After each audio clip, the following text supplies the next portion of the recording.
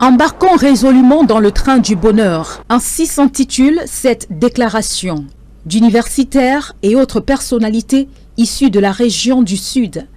À l'approche de l'élection présidentielle, elles indiquent que les populations de cette région doivent prendre leurs responsabilités face à un régime à bout de souffle. Depuis 43 ans, Paul Biya gouverne le Cameroun sans partage, indique-t-il.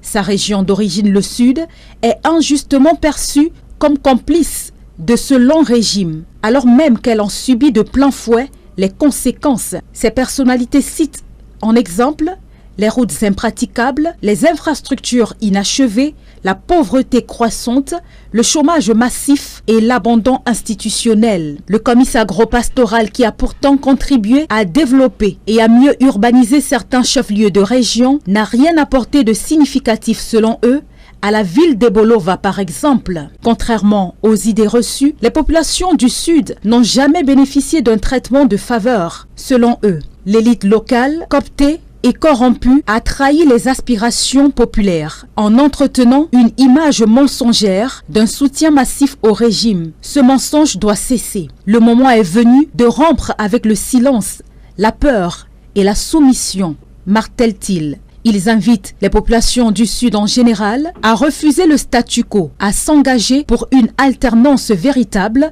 et porteuse d'espoir. La correspondance signée du docteur Apollinaire Legrand-Oko, du professeur Jean-Calvin Abba Oyono, Marcel Ebene, Joanne Christelle Mendomo, Emmanuel Foumanti, Narcisse Evina Koto, Paul Freddy Oyono et Willy Mengue. Ces universitaires et autres acteurs politiques et sociaux originaires de la région du Sud indiquent que ce n'est qu'en prenant leur destin en main que ces populations pourront enfin retrouver leur dignité et favoriser ainsi le développement de leur région.